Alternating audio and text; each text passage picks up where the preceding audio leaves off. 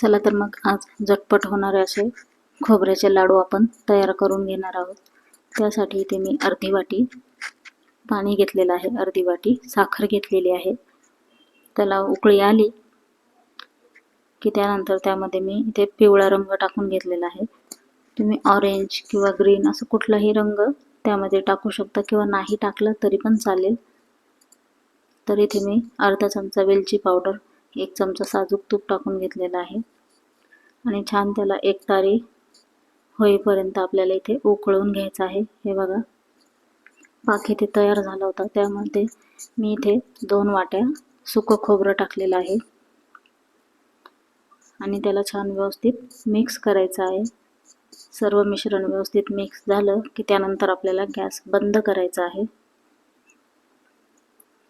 हे बघा, अशा पद्धतीने सर्व व्यवस्थित मिक्स करून घेतलेलं आहे आणि झटपट असे खोबऱ्याचे लाडू तयार होतात आणि खाण्याला सुद्धा टेस्टी लागतात आणि टिकतातही।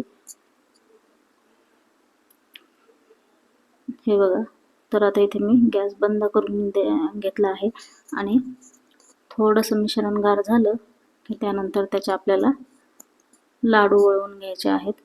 फार थंड जर झालं तर हे मिश्रण कडक होईल आणि लाडू वळले जाणार नाही, त्यामुळे थोडंसं मिश्रण गरम असतानाच आपल्याला लाडू वळून घ्यायचे आहेत।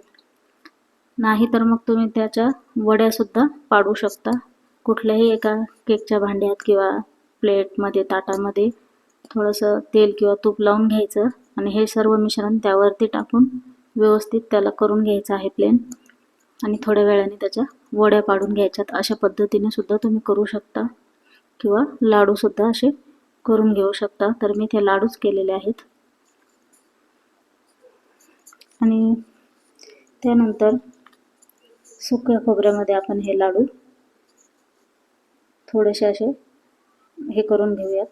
तर किंवा तुम्ही कुठलेही ड्रायफ्रूट सुद्धा त्याला लावू शकता, मनुका किंवा काजू बदाम असं लावून घेऊ शकता। तर मी ते नारळच, सुकं नारळच इथे मी हे बघा असं लावून घेतलेलं आहे। खूप छान दिसायला पण खूप छान दिसते आणि चवीला सुद्धा अप्रतिम लागतात।